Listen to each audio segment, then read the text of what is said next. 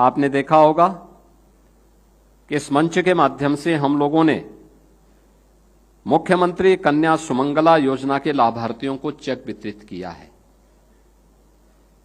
बेटी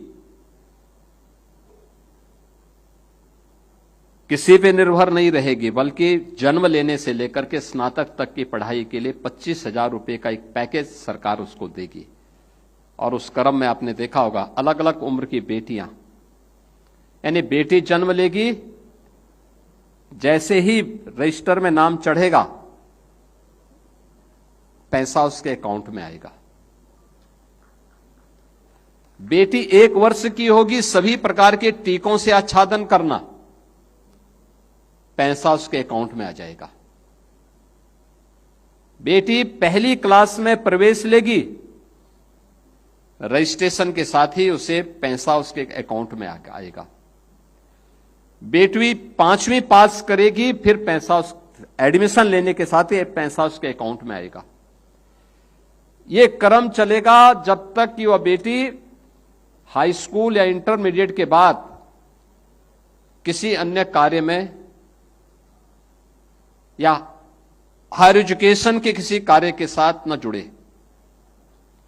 और इसमें 25,000 रुपए की राशि अलग अलग श्रेणी में प्रदेश सरकार दे रही है। प्रदेश के अंदर वर्तमान में 27 लाख बेटियां इस योजना का लाभ प्राप्त कर रही हैं। 27 लाख बेटियां उत्तर प्रदेश के अंदर।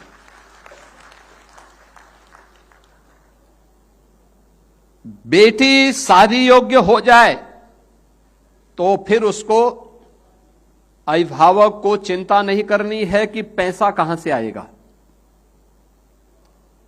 बेटी की शादी के लिए बिना भेदभाव के, आपको याद होगा जब 17 में सरकार आई थी तो हमने पहले 31,000 रुपये, पहले 35,000 रुपये, फिर 51,000 रुपये, और आज तो बेटी की शादी के लिए राज्य सरकार 1 लाख रुपया दे रही है। 1 लाख रुपया मुख्यमंत्री सामूहिक विवाह योजना में। मुझे बताते हुए प्रसन्नता है, अब तक 4 लाख से अधिक बेटियों को इस योजना के माध्यम से, मुख्यमंत्री सामूहिक विवाह योजना के माध्यम से उनकी शादी संपन्न कराने में सरकार ने, प्रशासन ने अपना योगदान दिया है।